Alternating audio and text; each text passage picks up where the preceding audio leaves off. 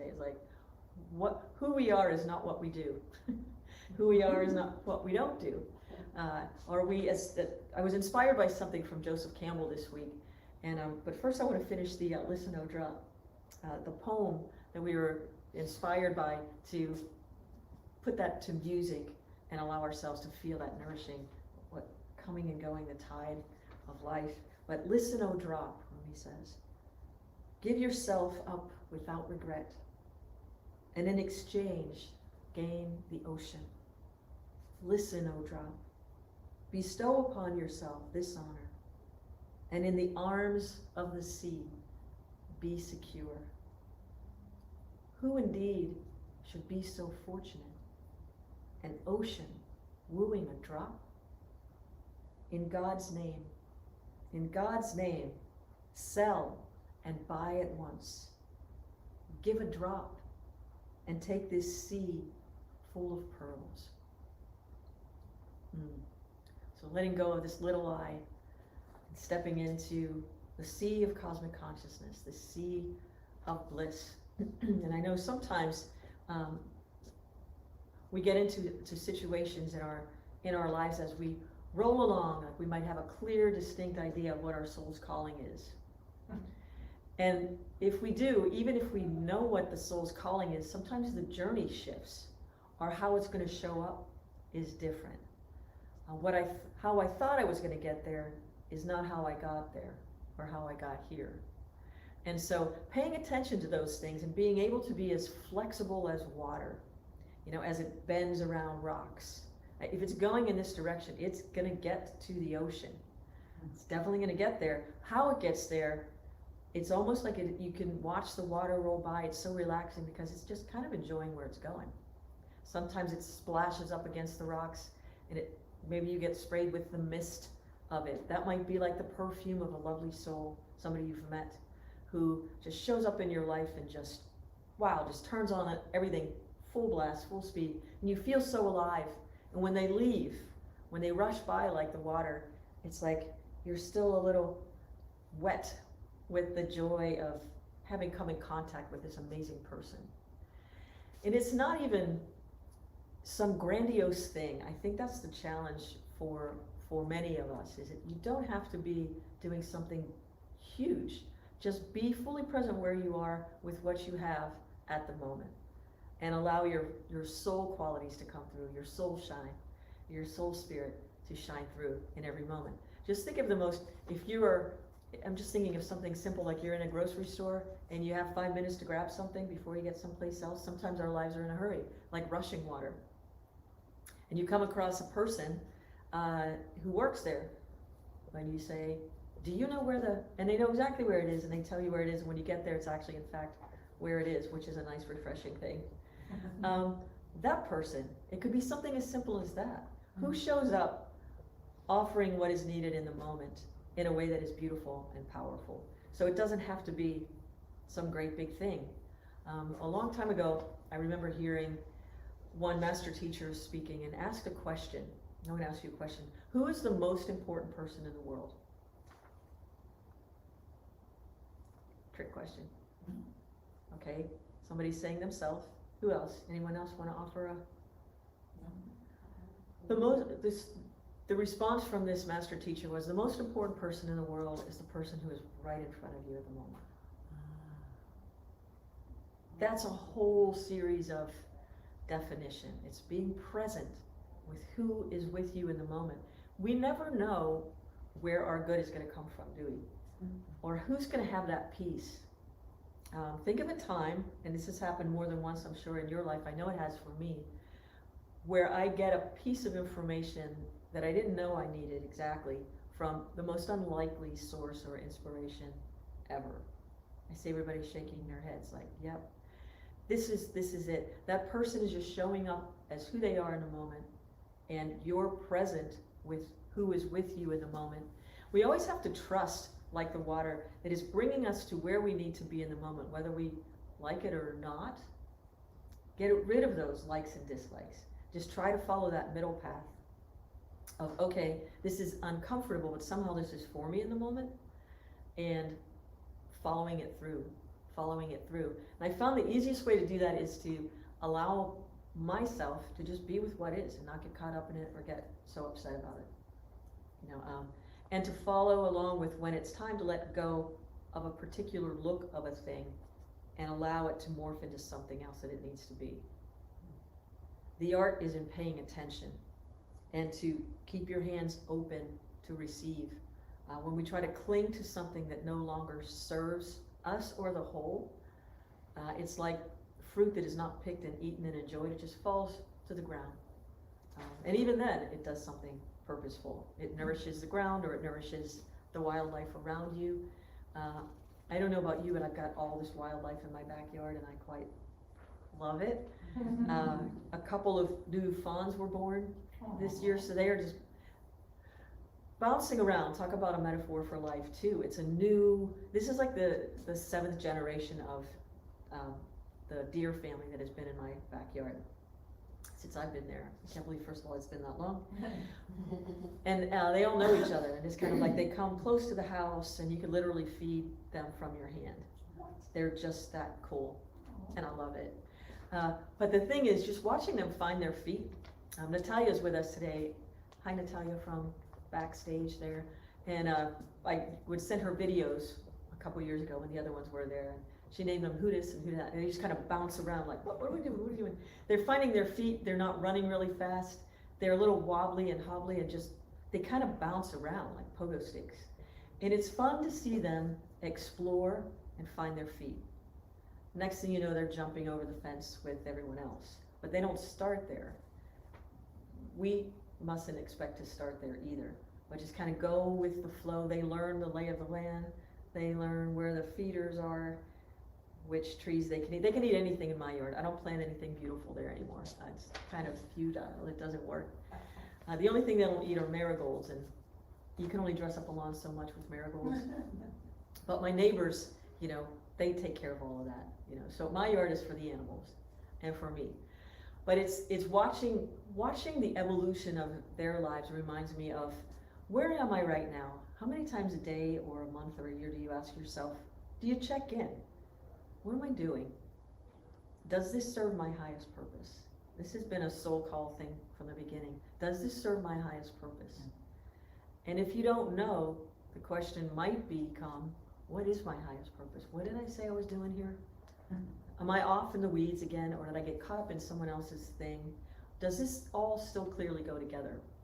And if you could say, yeah, it does. It looks like it doesn't at the moment, but it kind of does, because I can see how this all goes together. It's good to kind of, if you're an artist, which I'm not, like a visual artist, but I watch visual artists do things, and I see them like paint something. Sometimes they step back and they go like this and they go like that, and then they step back in and make an adjustment. We have the same privilege of doing that in our lives. Get in there and do something, then just step back and look at it for a minute. Reflection.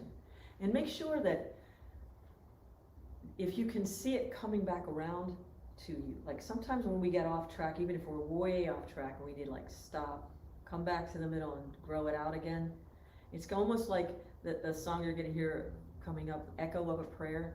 It'll come back to you if you're open and receptive and really paying attention to the divine guidance of what is here for you, what it is you would most like to do, what it is I would most like to do. Does it serve my highest purpose? Is it what I came here to do? This is what I often say is like, who we are is not what we do. There are many, many people who said that in trillions of different ways. That's not a new concept, right? But how do we really realize that? Sometimes when you ask somebody, when you meet somebody for the first time, you're curious, like, so what do you do? If you just ask somebody, I remember many years ago when we lived in Berkeley, California, where it would be okay to just walk up to somebody on a street corner and say, what's your passion? With a camera in their face. And that's what we did for Pranavasonic. We just would walk around and like collect videos of people and say, what's your passion? And some people would get this great big smile. They actually knew what their passion was. And they would contage you with the joy of their sharing of, oh my gosh. But can you imagine, I don't think I would do that here, but I probably should. Why not? Let's do it. Let's do a What's Your Passion Day. Somebody write that down. We'll have a What's Your Passion Day. But You don't say, what do you do? What's your passion? It implies something different. What is it? A good blog post, yeah. Kathy, my blog host, post, Maven helper. We'll get right on that. What's your passion? You know. Another question I ask people is, who were you before you were 2? Like, I wrote a whole thing about that in probably 1990. Just realizing kids know who they are and what they're doing, but then we mold and shape them to be able to, we dumb them down, so to speak, so they can talk our language. You know, but they know it all. You hang out with kids and it's really fun to explore your passion. They can reignite things. So hang out with that child within you, but now we have some autonomy. We can call the shots. You know, we're not kind of at the whim of adults who need for us to be here or need for us to be there, and that's all cool too. But it's like, what do you want to do? What do you want to be? I mean, who are you? You know? Somebody ever walk up to you and say, who are you? You know? I've watched that happen, you know. Many of you remember Erika. I remember stepping off the stage and somebody walking right up to her saying, who are you? Like, where did you come from? Like, what is this? You know, but just being so alive with what it is. It doesn't matter what you're doing. People want to be doing it like that, you know. It could be like painting fences. Who is that? Huckleberry Finn, Tom Sawyer, Huckleberry. You could be painting a fence and somebody would just want to get out there and do it with you. Just to be in the energy of the joy you bring forth, no matter what you're doing, you're being the soul of yourself. Wherever you are, Ruby says, wherever you are, be the soul of that place. Wherever you are, be the soul of that place. Because in fact, you are. It's our realization that kind of puts a lens over it and makes it look a certain way. So the inspiration that I found this week, I was flipping through Facebook for like 5 minutes this week, and I found this, I love this book by Joseph Campbell called The Power of Myth. The Power of Myth. And he says, the problem in middle life, or any life, these are his words, when the body has reached its climax of power and begins to decline, is to identify yourself, not with the body which is falling away, but with the consciousness of which it is a vehicle. This is something I learned from myths. What am I? Am I the bulb that carries the light? Or am I the light of which the bulb is the vehicle? Where are we? One of the psychological problems in growing old, he says, is the fear of death. People resist the door of death. But this body is a vehicle of consciousness. And if you can identify with the consciousness, you can watch this body go like an old car, he says. There goes the fender. There goes the tire. One thing after another. He says, but it's predictable. And then gradually, the whole thing drops off. And consciousness rejoins consciousness. It is no longer in this particular environment. So it's like transcending. So if we can listen and drop, the drop becomes the ocean. We have all these different metaphors and myths that teach us the same thing. It's just being aware of what we're pledging allegiance to, let's say. You know, Memorial Day weekend's coming up next weekend. And as a reminder, sorry, right in the middle of this talk, we're not going to be live and in person next Sunday, just for the Memorial Day holiday, but we'll be back in June. But are we, you know, paying attention more to the whims and the needs of the body, which are ever changing? Or can we make sure that we're attuning our consciousness with the super consciousness, which is ever evolving? One is change and the other is evolution. There's a slight difference in that, because one is a little wider and the other one is a little more controlling. Like change creates a smaller rubric with which, I don't know, sometimes we try to manifest things that we see. But if we can fly above and look around, you get the big picture. I remember learning how to drive a car a long time ago, right? Learning how to drive. I remember the driving instructor saying, you know, don't look at the car in front of you. Get the big picture. when you drive. Pay attention, but use your peripheral vision. See what's happening all around you. Get the big picture. So that's a metaphor for life. Like, wow, I'm driving this vehicle, and get the big picture. So I'm not like, driving too close to somebody. You ever get behind those people on anywhere where they're just brake happy? They're just braking for no reason.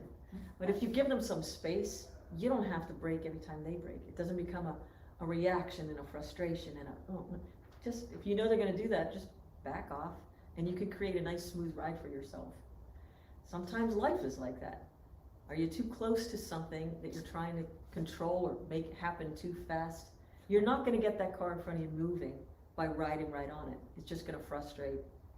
It frustrates my experience when I do that. It's not like, beat the horn, that helps. Not,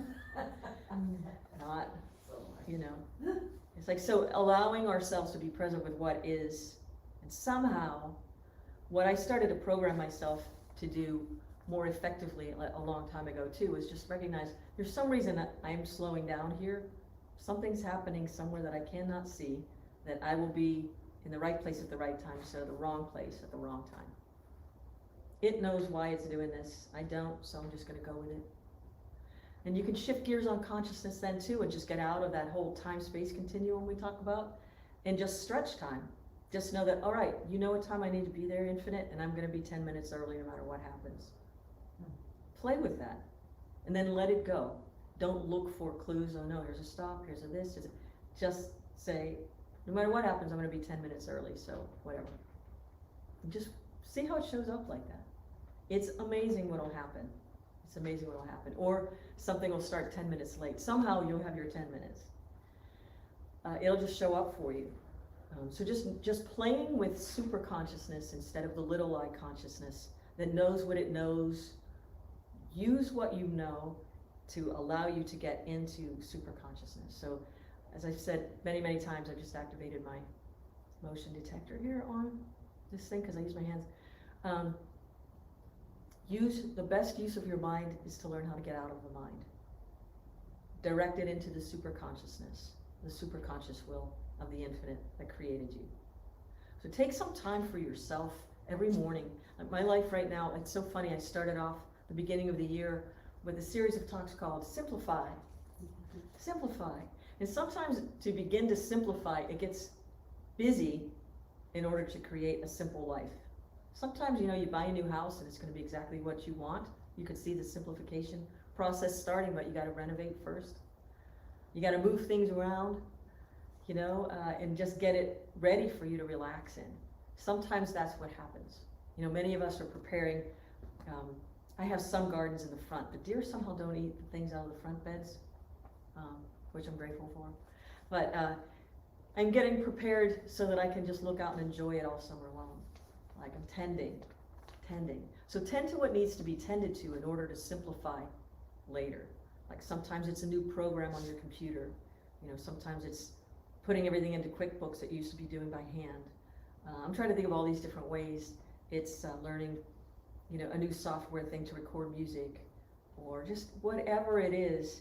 First, there's a little process of, okay, I gotta assimilate this, and then, wow, I'm so glad I did. I'm so glad I did.